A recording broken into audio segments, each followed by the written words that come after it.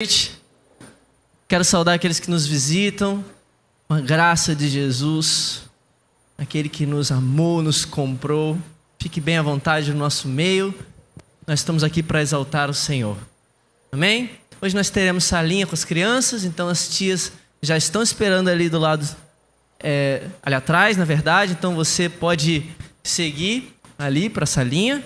As crianças vão ouvir também do Evangelho na sua linguagem. Que Deus abençoe elas. E nós continuaremos aqui. Amém? Queridos, nós estamos na nossa série DNA. E hoje é o último momento de pregação. Hoje é nosso último encontro nessa série. Semana que vem nós começaremos outra. E hoje nós apresentaremos, nós pensaremos juntos sobre o quarto aspecto que está naquilo que nós chamamos de visão da nossa igreja. Nós já falamos sobre o Evangelho, afinal nós somos uma igreja centrada no Evangelho. Nós já falamos sobre igreja, porque nós somos uma igreja, nós não somos um clube. Nós já falamos sobre missão, porque nós somos uma igreja centrada no Evangelho, comprometida com a missão de Deus. E hoje nós iremos falar sobre o Espírito Santo. Porque nós somos uma igreja centrada no Evangelho, comprometida com a missão de Deus, que se move no poder do Espírito Santo. E eu espero que Ele fale conosco nessa noite. Amém, queridos? Vamos abrir nossas Bíblias no Evangelho de João, no capítulo 16.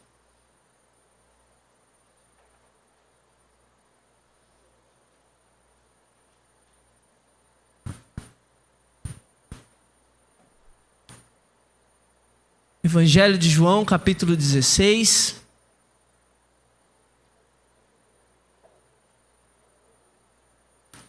Nós leremos o versículo 7, que diz assim: mas eu lhes digo a verdade. Quem está dizendo aqui é Jesus, queridos. E Ele está dizendo, mas eu lhes digo a verdade, é melhor para vocês que eu vá. Porque se eu não for, o Consolador não virá para vocês. Mas se eu for, eu o enviarei a vocês. O que está acontecendo aqui? A partir do capítulo 13, João, o apóstolo, está começando a narrar os últimos momentos de Jesus antes da sua morte.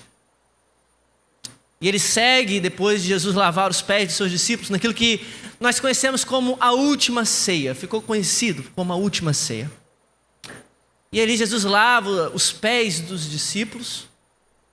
E nós poderíamos ficar horas e horas aqui falando sobre esse momento. E a partir daí então Jesus começa a dar um discurso sobre a sua ida. E então ele começa no versículo, capítulo 13 mesmo, falando sobre o quem é maior, quem é menor, e diz sobre amar uns aos outros. No capítulo 14, então ele começa aquele discurso famoso: não se turbe o vosso coração, credes em Deus, crede também em mim. Na casa do meu pai há muitas moradas, se não fosse assim eu teria dito para vocês, eu vou preparar lugar, eu irei e vos levarei para mim mesmo. E depois no capítulo 15 ele começa a falar sobre os frutos que os discípulos teriam que frutificar uma vez estando nele, dizendo: eu sou a videira verdadeira, meu pai é o lavrador. Então ele entra no capítulo 16 e começa a falar sobre essa promessa do Consolador. Mas eu quero que você perceba a grande situação que esses discípulos estão envolvidos. Nós temos muito costume de falar dos discípulos de Jesus e pensar neles como pessoas incrédulas que estão realmente, de alguma forma, confusos naquele momento. Mas a verdade é que nós também estaríamos muito confusos como esses discípulos, de alguma forma. Jesus está indo. E todo o discurso de Jesus tem a ver com ele ir embora. Tem a ver com ele deixar aqueles discípulos. E naturalmente, então, esses discípulos vão ficar extremamente confusos e não estão sabendo muito bem e manifestam uma incredulidade muito grande naquilo que Jesus está falando, de forma que Filipe, em algum momento, diz: mostra-nos o Pai, isso basta. E Jesus tem que dar uns consertos, dizendo: Filipe, há tanto tempo eu estou com vocês e vocês me pedem para mostrar o Pai. Quem vê a mim, vê o Pai. Eles não entendem que Jesus está dizendo que vai, não vai. Afinal, o coração deles está angustiado. O coração deles está extremamente triste com toda a situação. Mas aí Jesus vem falando e diz, olha, é melhor que eu vá, porque se eu não for, não tem como eu enviar esse Consolador. Consolador esse que Jesus está falando desde o capítulo 14, sobre o Espírito da verdade que o mundo não pode receber. Eu enviarei um Consolador, etc. e tal. Essa é a grande verdade que Jesus está dizendo, e perceba a profundidade dessas palavras. Outro Consolador, e se a gente for investigar mesmo, é outro Consolador como Jesus. Jesus está dizendo, eu vou enviar outro Consolador como eu. Agora eu vou fazer uma pergunta para você poder se identificar um pouquinho com os discípulos. Se você estivesse naquele momento, você sentiu o cheiro de Jesus, você viajou com Ele, você andou com Ele, você saiu com Ele, você comeu com Ele, você riu com Ele, você chorou com Ele, você viu Ele fazendo muita coisa, e vocês se tornaram amigos durante 3 anos, amigos profundos. E Ele está dizendo que vai embora agora. Se fosse você ir no lugar dos discípulos, o que você iria preferir? Esse Consolador ou o próprio Jesus? O que você iria preferir? Esse outro ser, essa outra pessoa que Jesus está falando, ou Jesus carne e osso? Quem que você iria preferir? Obrigado. Obviamente que todos nós iríamos preferir Jesus. Mas o que Jesus está dizendo é que agora Ele vai enviar alguém que é como Ele. A presença dEle iria. E veja bem, queridos, nada mais pode ocupar o lugar da presença na vida de alguém. Nada, nada, nada. Nem presentes, nem dinheiro, nem telefonemas, nem fotos. Nem nada. Quantos casos nós conhecemos de pais que estão ali com seus filhos, enchem eles de presentes, e eles têm ali cheios de presentes, mas na verdade eles sentem falta. Eles sentem falta do pai. Porque nada pode ocupar o lugar da presença na vida de alguém. Nada. Pergunta para uma pessoa que perdeu o seu cônjuge há uns anos. O que ela prefere? Do que ela mais sente falta? Obviamente ela vai responder, eu sinto falta da presença dele. Eu sinto falta dessa presença. Quando a gente está doente, a gente não precisa tanto de palavras confortadoras apenas. A gente precisa de gente perto. Das pessoas que nós amamos perto de nós. É horrível passar mal sozinho. Mas mesmo que seu amigo mande uma mensagem no WhatsApp dizendo, estou orando por você, e isso é ótimo, façam isso, não é a mesma coisa de estar perto de você. E nada pode tomar o lugar da presença. O que torna as coisas, as caminhadas, os jogos de vôlei, os jogos de futebol, o lanche na praça, tão agradável.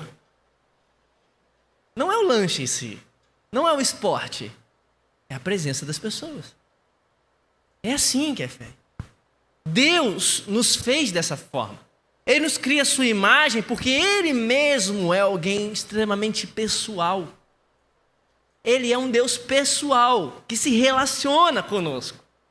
Ele nos cria assim. E o grande presente que Jesus está dizendo que vai dar para esses discípulos é uma presença. É alguém. É alguém que está ali. Deus está enviando para o seu povo o seu Espírito, para que Ele mesmo esteja presente com o seu povo novamente, depois de muita briga, depois de muita alienação. Queridos, mas quantos de nós relegamos a figura do Espírito Santo e essa ideia de presença, essa ideia de alguém foi perdida no nosso meio? Apesar das canções e das referências que nós fazemos, nas pregações, etc. e tal, a verdade é que o Espírito Santo tem sido cada vez mais marginalizado no nosso meio.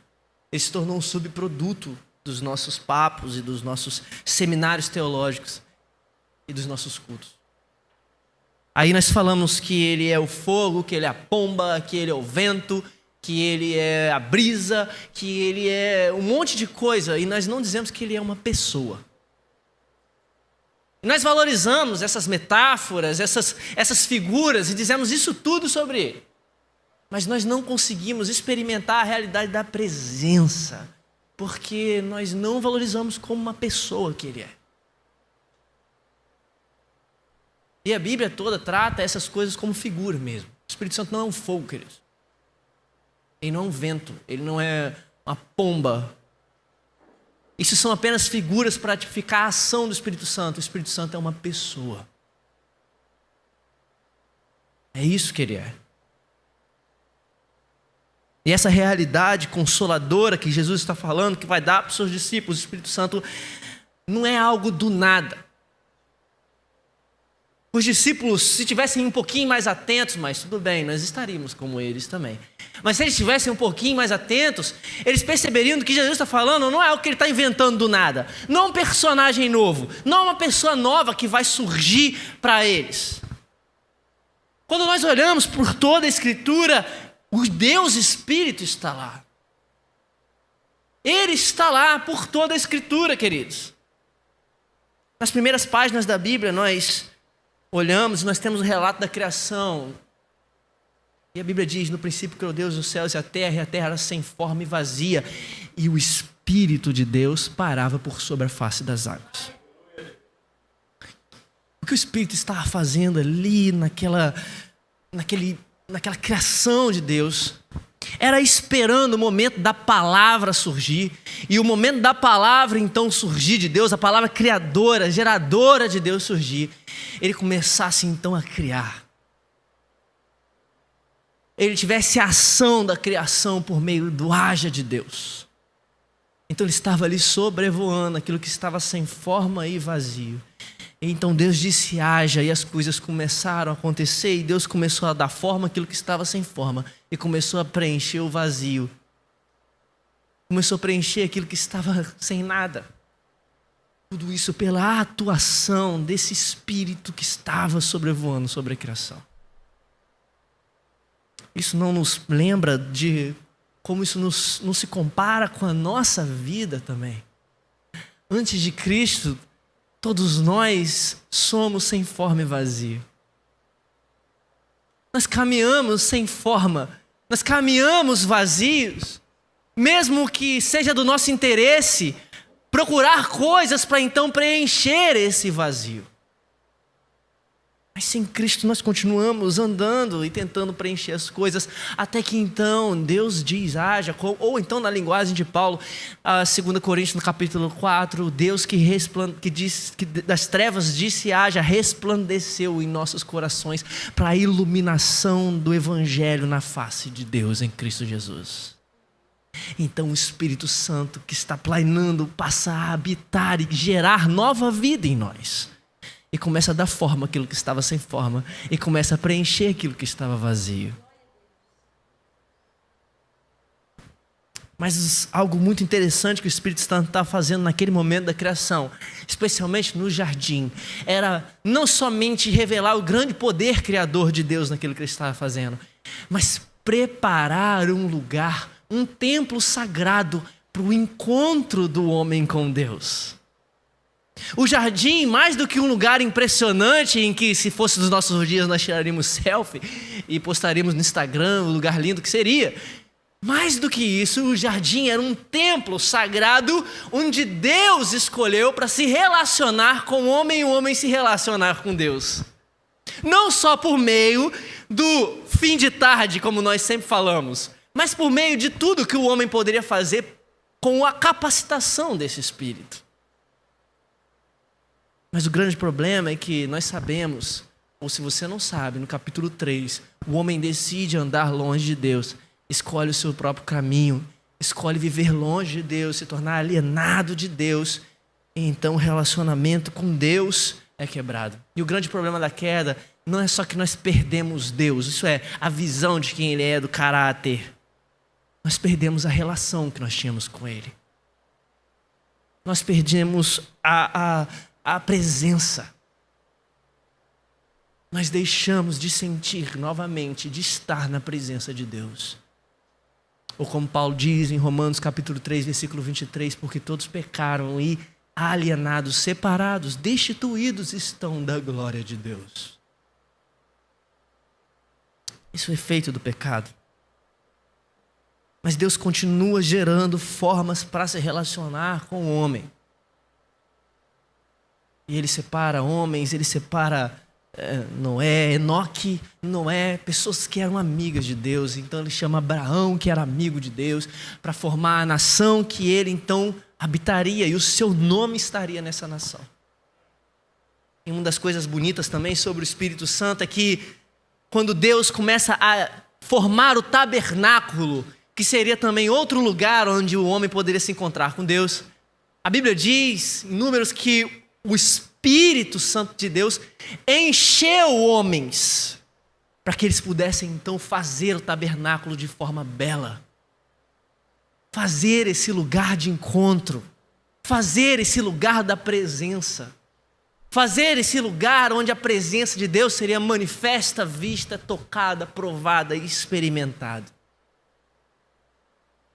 Dando um spoiler do Novo Testamento, não é assim quando o anjo aparece para Maria e diz: Maria, você vai ser enchida do Espírito Santo. E você vai dar à luz a um menino.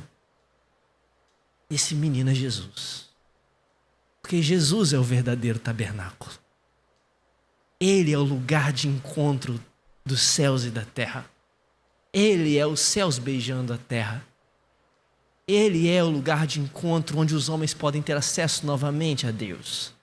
Mas o Espírito Santo formou, gerou, estava ali no ventre de Maria, assim como ele estava lá atrás e do nada fez tudo.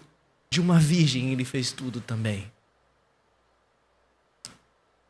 E nós continuamos vendo, o Espírito Santo sempre foi aquele que trouxe a consciência da presença de Deus. Sempre foi isso. O salmista diz: para onde eu me ausentarei do teu Espírito? Se eu subo aos céus, lá estás. Se eu coloco a minha cama no inferno, tu também lá estás. O Espírito dá consciência da presença de Deus. Em outro momento, o salmista diz também que o Espírito de Deus envolve a face de Deus com aquilo que está acontecendo. No Salmo 104, o salmista diz que tu escondes o rosto e nós morremos. Tu sopras o teu espírito e renovas a face da terra. E constantemente nós vemos nos Salmos o salmista dizendo: não esconda o teu rosto, não esconda o teu rosto de mim. Não esconda o teu rosto de mim, porque estás irado comigo, não esconda o seu rosto de mim. No Salmo 51, Davi diz: não ausentes de mim teu Espírito Santo. Veja, é uma questão de presença, não é uma questão de Deus, não deixe eu parar de sentir o fogo. Deus não deixe eu parar de sentir o vento. Não tem nada a ver com isso. É Deus não ausente, é ausência, porque nada é pior do que a ausência. Se nós sofremos com a solidão relacionada às pessoas, como nós deveríamos sofrer com a solidão relacionada ao Espírito Santo? Porque nada é pior do que a ausência. Então ele diz: não esconda o rosto de mim. É obviamente que isso significa uma figura de Deus virar o seu rosto e rejeitar esses homens. Mas uma das grandes promessas que Deus dá é que os discípulos, se os discípulos estivessem um pouquinho mais atentos, mas nós também estaríamos junto com eles lá, não lembraríamos disso, porque nós esquecemos hoje. Imagina. Uma das grandes promessas de Deus no Antigo Testamento é sobre a nova aliança, que é esse momento de Jesus. Em Ezequiel capítulo 39, Deus promete algo para o seu povo. Ele diz: eu não esconderei o meu rosto mais para o meu povo. Eu enviarei a eles o meu Espírito. Que relação é essa que existe do Espírito em o rosto de Deus? Existe uma brincadeira e que dizem que ela surgiu na Escócia, mas todo mundo conhece aqui como a show. Que a gente faz com as crianças, que nós escondemos o nosso rosto assim com as nossas mãos, a criança está olhando, a gente achou. E que ficou muito popularizada pelo grande filósofo Tiririca, que ele faz isso direto, achou, abestado, essas coisas assim. Mas ela é chamada de picabu. Dizem que surgiu na Escócia, mas a gente chama aqui no Brasil de achou. Eu não sei porquê e ninguém consegue explicar. Eu não sei se você sabe, mas existem inúmeros estudos científicos para tentar saber por que as crianças riem nesse momento. E toda criança ri. Talvez seja porque ela está vendo algo muito feio, talvez seja porque ela está vendo algo muito bonito. E nós não sabemos, mas toda criança ri quando nós fazemos isso. Achou? E tudo isso, especialmente crianças mais pequenas. É quase a mesma coisa, queridos, se nós fôssemos traduzir porque a gente está falando aqui hoje.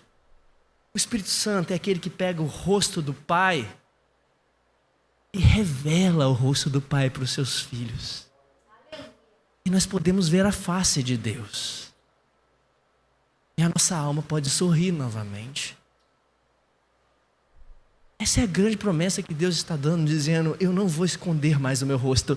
Estava apagado, mas agora eu vou mostrar o meu rosto. Eu vou enviar o meu Espírito Santo. E a grande verdade é que Ele não escondeu mesmo. Ele se revelou em Jesus. Estava ali o Deus, a imagem do Deus invisível, cheio do Espírito Santo, andando entre nós. E João diz que as mãos dele apalparam a vida em Jesus. Nós olhamos para a Bíblia, queridos, e nós vemos os atributos de Deus: força, poder, glória, grandeza, santidade, beleza. E o papel do Espírito Santo ao sobrevoar sobre nós, então nos encher, é nos fazer ver que esses atributos não estão longe mais de nós em Cristo. Eles são pessoais e nós podemos experimentá-los. É isso que o Espírito Santo está fazendo. E podemos experimentá-los especialmente em Jesus. Ele está constantemente tirando as vendas, tirando e revelando, e em vez de esconder o rosto, está mostrando o rosto do Pai em Jesus para nós. É por isso que aquela conversa de Jesus está toda ligada, dizendo, Filipe diz: mostra-nos o Pai, e Jesus está dizendo: quem vê a mim, vê ao Pai, Filipe. Mas ele também está dizendo: eu vou enviar um Consolador, porque está tudo linkado, porque nós olhamos para Jesus, porque o Espírito Santo vira o nosso olhar para ver Jesus. E uma vez que nós vemos Jesus, nós vemos o Pai. E aí nós temos novamente a presença. Agora, o Espírito Santo está trabalhando para que a face de Deus seja revelada, para que o seu povo ame a Deus, se alegre em Deus, espere em Deus, encontre segurança em Deus, encontre graça em Deus. Agora os discípulos estão tristes pela ida de Jesus, mas eles mal sabem o tamanho do presente que eles estão prestes a ganhar. Para Jesus, na vida do povo dele, o Espírito ia mudar tudo para sempre. Quando Jesus fala desse Consolador, esse Espírito que encheria esses discípulos, que eles não estavam nem sabendo o tamanho disso que seria, para Jesus era algo que iria mudar para sempre a vida deles e a vida de todo o seu povo. Uma das realidades mais tristes, queridos, dos nossos tempos, é que existem inúmeros frequentadores de igreja em todo o mundo que são incapazes de dizer algum momento em que eles experimentaram e tiveram comunhão com o Espírito Santo. Nós estamos falando dessa coisa que mudaria tudo. Para Jesus, o Espírito Santo muda tudo na vida daquele que está nele. Mas será que isso é uma realidade que nós estamos experimentando? Porque há muitas pessoas que não têm, que são capazes de dizer que em algum momento experimentaram essa presença no meio de nós. Muitos de nós não conseguem dizer qual foi o momento em que elas sentiram o Espírito Santo operando na sua vida nos últimos meses. Muitos de nós não sabemos disso e muitos de nós nem acreditam. Isso pode acontecer. Quando se trata de referência, de sucesso na igreja, o Espírito Santo não é tão popular assim. Nós falamos de métodos, de modelos, de técnicas. E isso tem cada vez gerado mais consumidores no nosso meio do que servos verdadeiramente que desejam comunhão com o Espírito Santo. Mas quantos de nós experimentamos isso que nós falamos tanto de comunhão com Deus?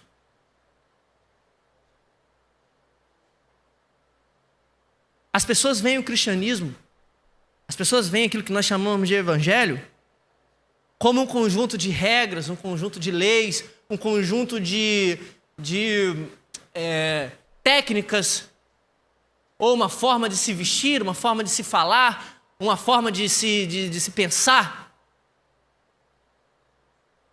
E poucas pessoas conhecem aquilo que realmente é o evangelho, algo que diz sobre relação com Deus, comunhão com Deus. Se você não sabe o que o evangelho significa, o que o cristianismo significa, ele não diz sobre a forma com que nós pintamos a igreja, ou a roupa que nós usamos, ou a quantidade de técnicas que nós usamos para alcançar algum lugar que nós entendemos como santo. O evangelho, o cristianismo, diz sobre relacionamento com Deus. Isso não tornaria as coisas mais fáceis para aqueles que estão longe? Para você que está longe, é muito mais fácil você entender que é relacionamento em vez de técnica, porque se for técnica você está perdido.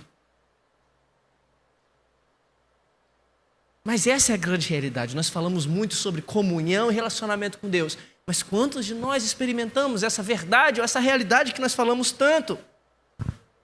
Nós temos muito conhecimento teórico, mas nós não temos coragem de assumir a inconsistência nas nossas vidas diárias, entre aquilo que nós acreditamos e aquilo que nós fazemos.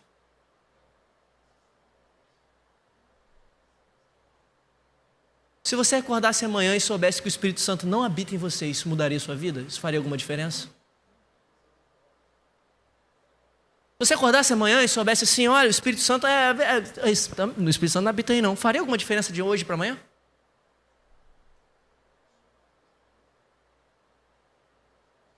Porque a gente está acostumado a ser muito teórico, nós falamos sobre isso. Queridos, isso é para mim. Isso é confrontador para mim. No meio dos meus pecados, a pergunta que eu faço é: qual a diferença faz o Espírito Santo para mim? Qual é o contato que eu tenho com essa grande presença que Jesus prometeu e disse que é totalmente diferente, que vai mudar tudo?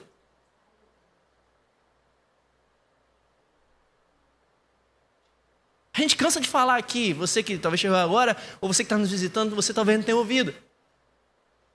Mas quem já está há um bom tempo, ouviu a gente falar muito isso, que a igreja primitiva sabia muito menos do que nós sobre o Espírito Santo. Nós sabemos muito mais do que eles, são 2000 anos de cristianismo. A Bíblia que nós conhecemos para eles era um monte de carta, que foi enviada para eles. Pelo menos intelectualmente, eles sabiam muito menos do que a gente sobre o Espírito Santo.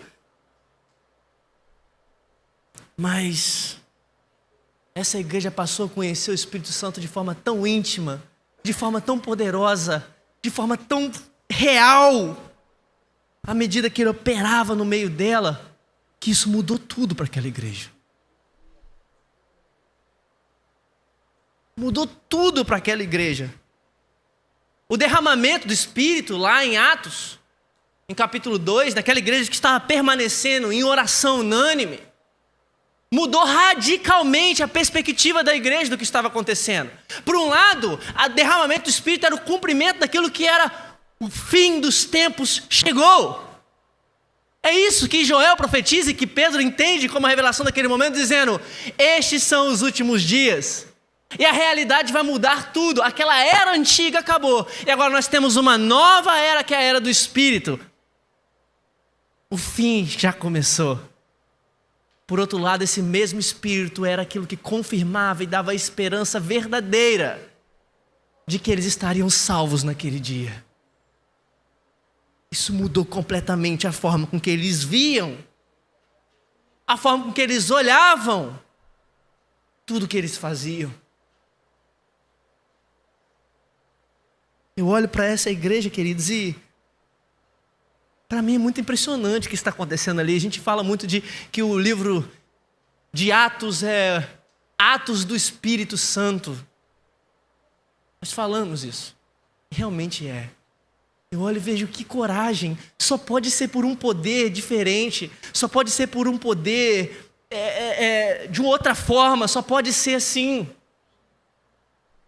Que coragem. No capítulo 4 de Atos, lá para o seu final do capítulo 4, depois de Pedro e João entrarem no templo e verem um paralítico, e naquele paralítico ali eles disserem: levanta e anda, não tem prata nem ouro, mas tudo que eu tenho eu te dou, levanta e anda. Ele é curado, eles entram e adoram o Senhor. Depois disso tudo, eles são levados pelas autoridades. E as autoridades começam a dizer: olha, vocês não podem mais falar nesse nome, vocês não podem mais falar nesse Jesus, vocês estão confundindo todo mundo aqui e tal. E eles dizem, a Bíblia diz, Pedro, cheio do Espírito Santo, diz: nós não podemos deixar de dizer das coisas que nós temos visto e ouvido. Aleluia.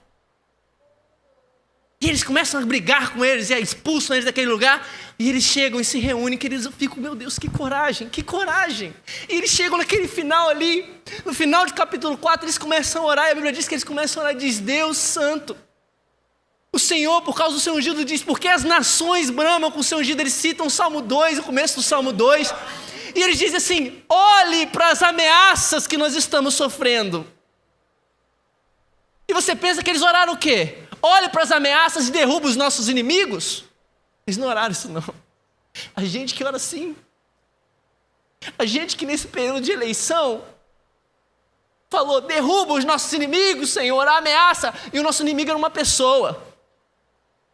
Nosso inimigo, especialmente quem votava em Lula, especialmente quem votava em Bolsonaro, a gente ficava: olha as ameaças que nós estamos sofrendo, Senhor, derruba os inimigos.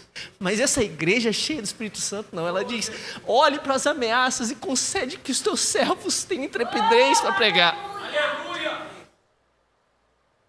Olhe para as ameaças que nós estamos sofrendo e nós queremos pregar.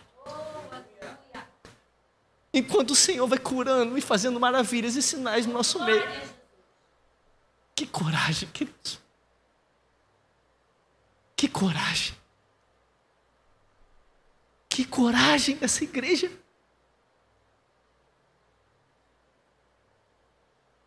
Que pedido é esse? Nós estamos sendo ameaçados, dizendo que se a gente falar mais, a gente vai apanhar. Concede que a gente fale mais.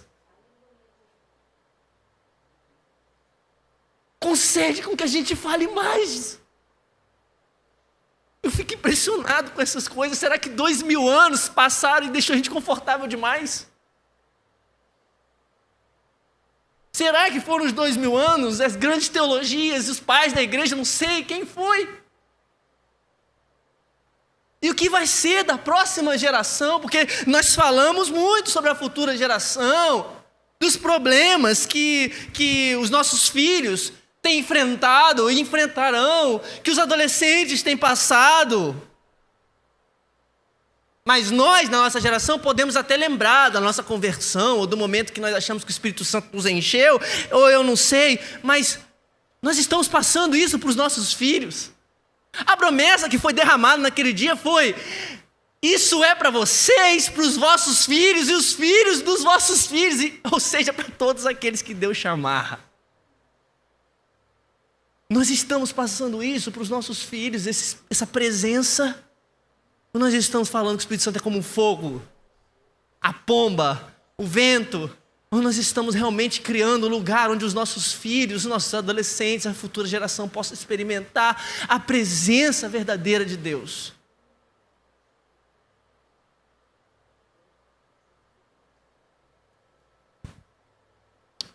Eles têm experimentado o Espírito Santo através de nós?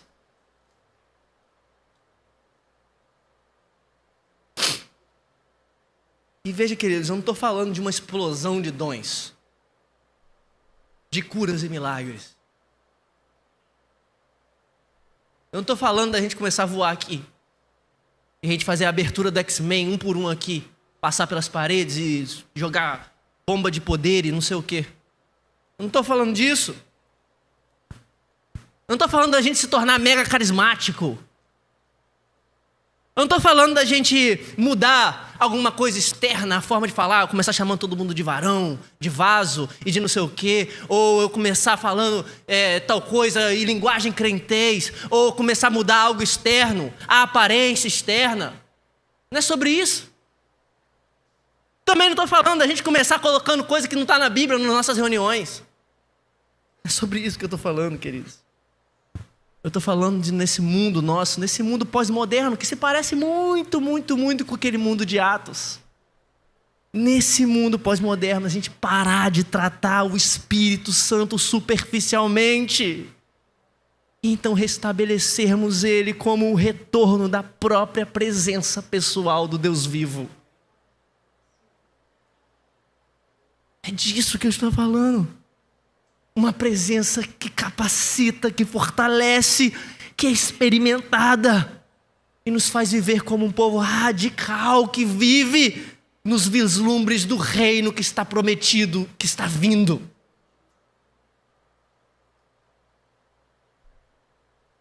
Eu estou falando da gente ver a face de Deus aqui sempre.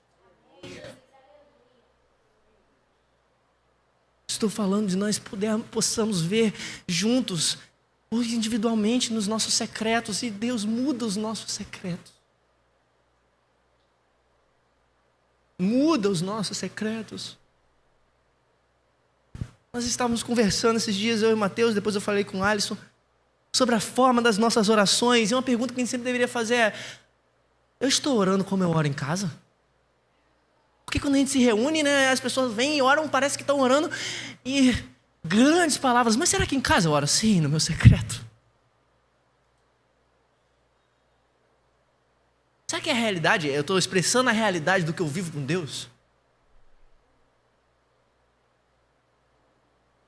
É sobre isso que nós estamos falando. Sobre ver a face de Jesus. Ver a face de Jesus. Todos os dias.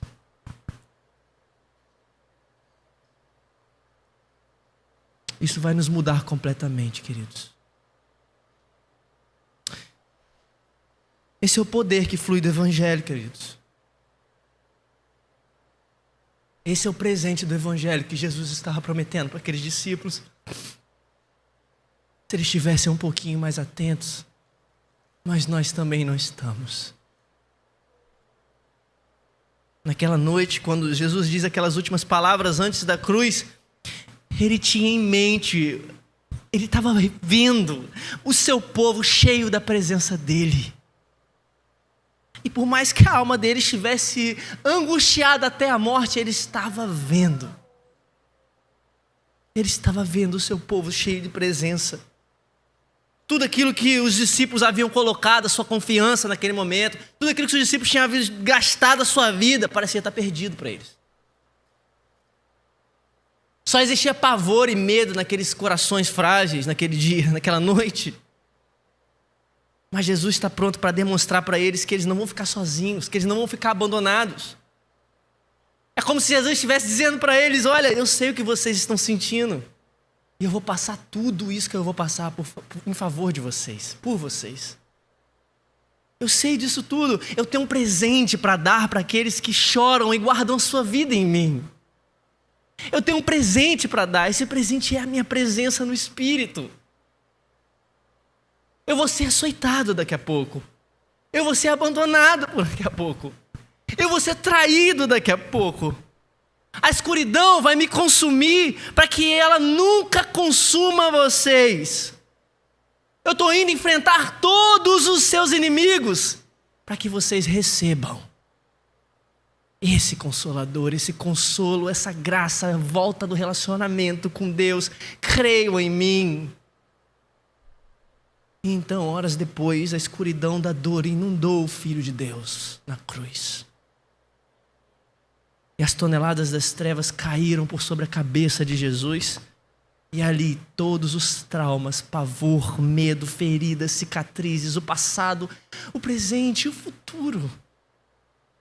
As fraquezas, as limitações, a fome e a sede abraçaram Jesus na cruz para esmagá-lo.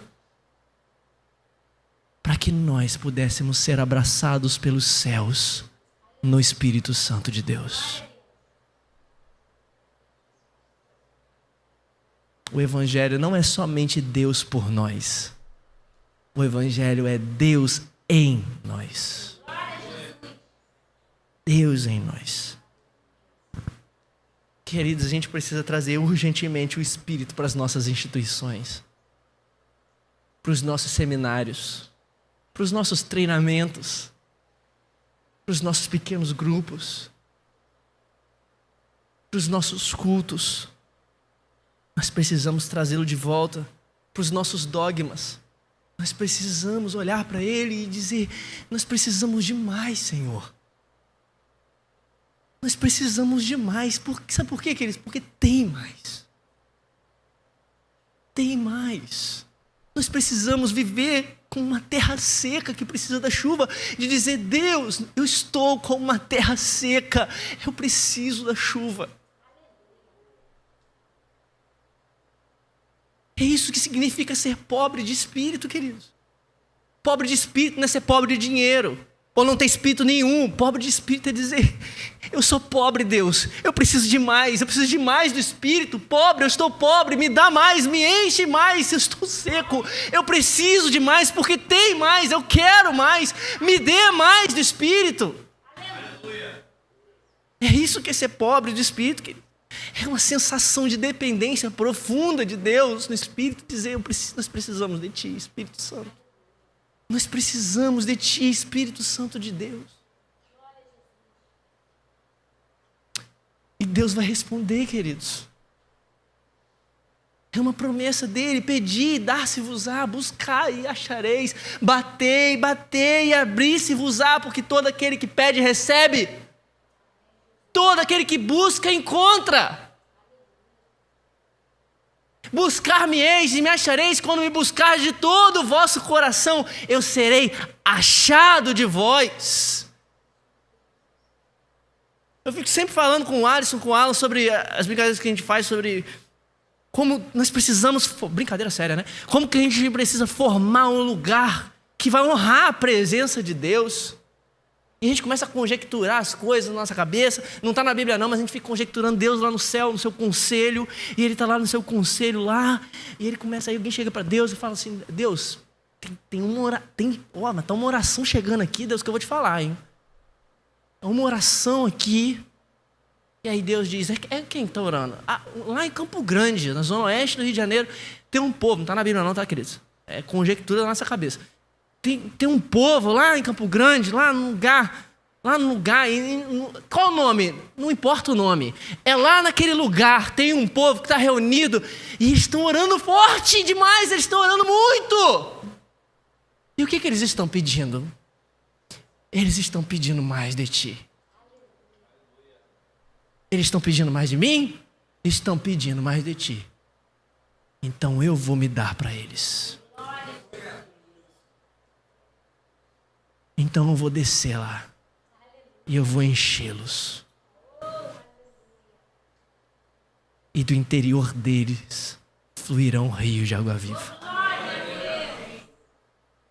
É isso que nós precisamos, queridos. Eu estou perdido. Eu estou completamente perdido sem o Espírito. Nós precisamos do Espírito Santo.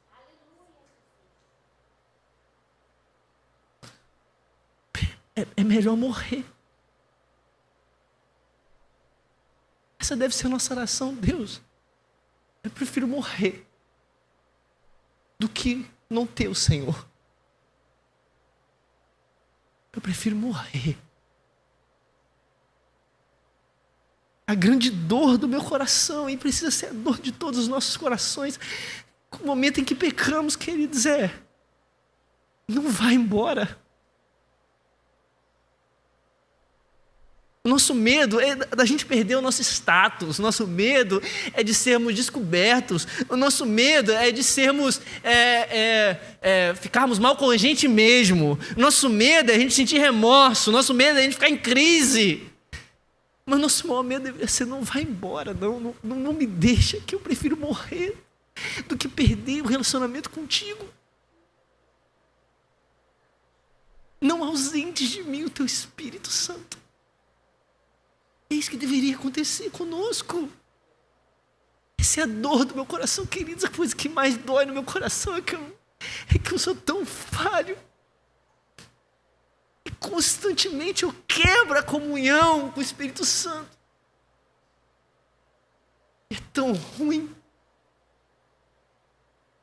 É tão ruim. Eu não sei se vocês estão entendendo o que eu estou falando, não, mas é muito ruim. Nós precisamos amá-lo novamente, queridos. Nós estamos secos. Nós estamos secos demais. Podem esses ossos secos tornar a viver? E nós podemos dizer: tu sabes, Senhor, tu sabes. E o Espírito então vem e enche, começa a dar vida naquilo que estava seco em nós. E nós começamos a florescer novamente para o reino de Deus.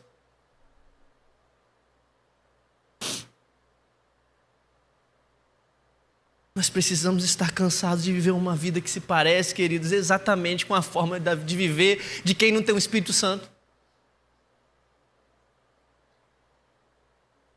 Ele precisa estar cansado disso. Eu estou cansado de viver uma vida que se parece com aquele que não tem o Espírito Santo. A gente precisa, porque se é isso tudo que Jesus está falando, querido, tem que acontecer alguma coisa.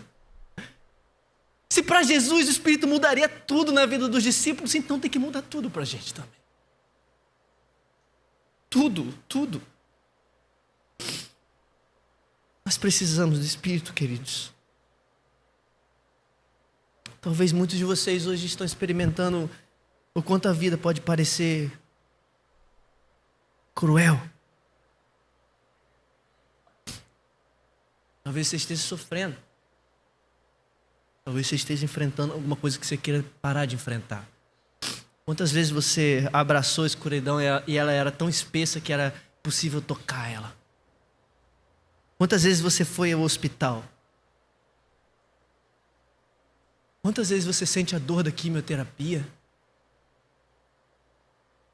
Quantas vezes você foi abandonado? Traído? Usado? Rejeitado? Desaprovado? Quantas vezes? Quantas vezes você foi molestado? Abusado? Quantas vezes você foi abandonado? Quantas vezes você se sentiu sozinho? Quantas vezes a morte pareceu um caminho que poderia ser válido para você? Quantas vezes? Quantas vezes você pensou em se matar?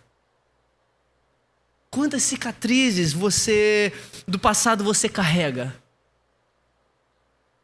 Quanto de medo do futuro você carrega? Você está com fome há quanto tempo? Você está sem recursos há quanto tempo? A sua idade já machuca os seus ossos, você está bem debilitado?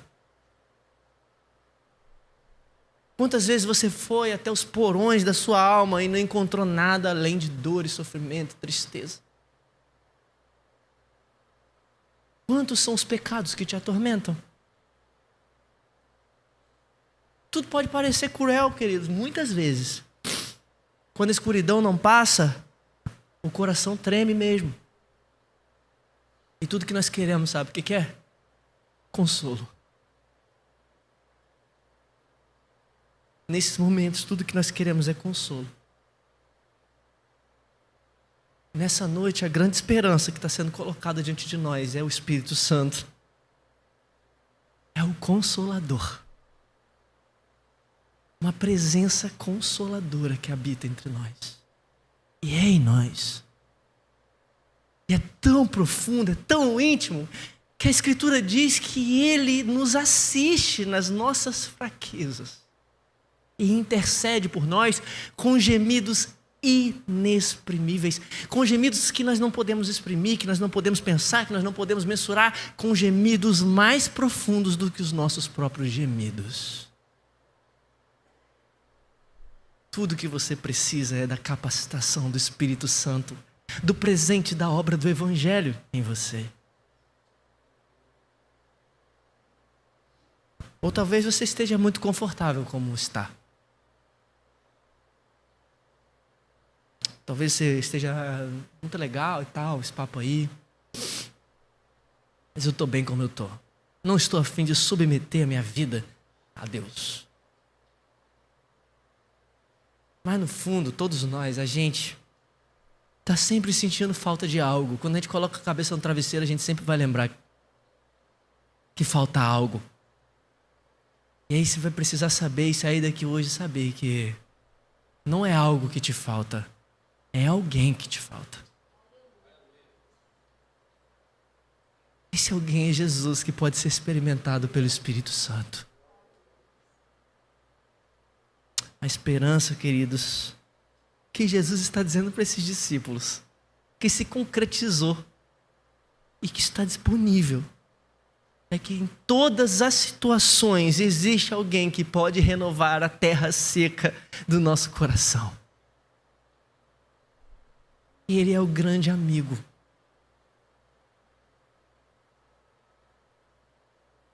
No meio da incredulidade, do pecado, da rebeldia, ou no meio das feridas, dos pulsos marcados, dos calos da vida, da perda, do abandono, da angústia, existe alguém que mantém o universo e as estrelas na sua mão e sabe cada uma delas pelo nome. Esse alguém pode manter a promessa para você também. Ele está conosco. Ele está disponível. E Ele está aqui. Eu queria que você meditasse nessas coisas. Você precisa de Jesus e experimentar Jesus por meio do Espírito Santo. Ele é muito importante para nós. Ele é a pessoa mais importante para nós hoje. Então curva a sua cabeça e coloque-se diante de Deus. Peça perdão das coisas que você precisa pedir perdão. E agradeça as coisas que você precisa agradecer. Se arrependa dos seus pecados e peça fé. E aí você vai sentir o Espírito Santo abraçando você e habitando em você.